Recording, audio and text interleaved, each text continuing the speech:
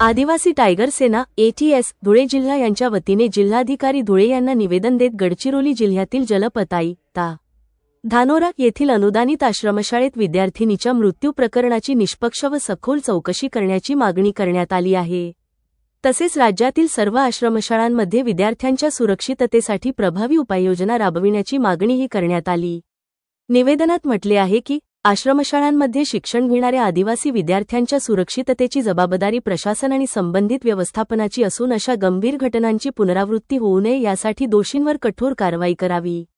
विद्यार्थ्यांसाठी आपत्कालीन सुविधा, सुरक्षा व्यवस्था, नियमित तपासणी आणि सक्षम कर्मचाऱ्यांची उपलब्धता सुनिश्चित करण्याची मागणी करण्यात आली आहे।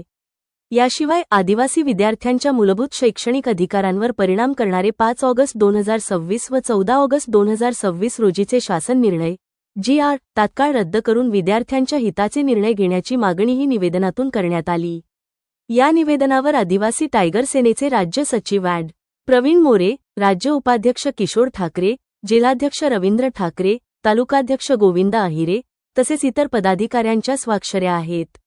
आदिवासी विद्यार्थ्यांच्या शिक्षणाचा हक्क, सुरक्षितता आणि भवितव्य अबाधित ठेवण्यासाठी शासनाने तातडीने सकारात्मक निर्णय घ्यावा, अशी मागणी आदिवासी टायगर सेनेने केली आहे। आदिवासी टायगर सेनेच्या मार्फत माननीय जिल्हाधिकारी सौ धुळे यांना गडचिरोली जिल्ह्यातील आश्रमशाळेतील 3 विद्यार्थ्यांचा सर्पदंशाने मृत्यू झाला आहे, त्यांची चौकशी करण्यात यावी। तसेच आदिवासी विकास विभागाने जो 5 ऑगस्ट रोजी जे शासन निर्णय पारित केला आहे त्याची अंमलबजावणी तात्काळ रद्द करून त्या शासन निर्णयाचे शुद्धीपत्रक काढून सदर तो शासन निर्णय 5 ऑगस्ट रद्द करण्यात यावा। याबाबत आम्ही आज आदिवासी टायगर सेनेच्या वतीने आज मान्य जिल्हाधिकारी सौ धुळे यांना निवेदन देत आहोत।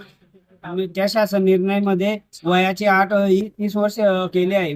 माणूस हा मरेपर्यंत विद्यार्थी राहतो, ही शासन वयाची जी अट आहे ती रद्द करण्यात यावी। तसेच वसतिगृहातील भोजन कक्षात इतर जो विद्यार्थी आहे त्याच्या पालकांना व इतर लोकांना त्यात प्रवेश बंदी करण्यात आला, असे अनेक मुद्दे त्यात शासन निर्णयात आदिवासी विद्यार्थ्यांच्या विरोधात घेण्यात आले। त्या तात्काळ रद्द करण्यासंदर्भात आज आम्ही निवेदन देत आहोत। तसेच आदिवासी समाजाच्या जे विद्यार्थी असतील, जे वसतिगृहात राहत असतील, अशा विद्यार्थ्यांना आता कुठल्याही राजकीय आंदोलनामध्ये सहभाग घेता येणार नाही किंवा राजकारणाच्या विरुद्ध किंवा सत्ताधाऱ्यांच्या विरुद्ध बोलता येणार नाही, असं देखील या ठिकाणी ठराव मंजूर झाला। याच नंतर आपण काय सांगणार?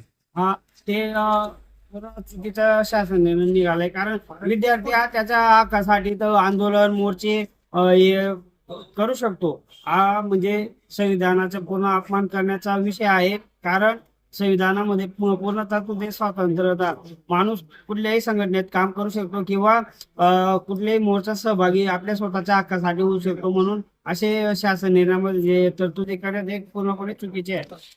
हो, आमचा पूर्णपणे पाठिंबा आहे, कारण आदिवासी विकास मंत्र्याच्याच देखरेखीखाली तो शासन निर्णय निघाला आहे। मग आदिवासी विकास मंत्री हे जर आदिवासींच्याच विद्यार्थ्यांच्या विरोधात शासन निर्णय पारित करत असेल तर त्यांचा राजीनामा घेणं हे योग्यच आहे।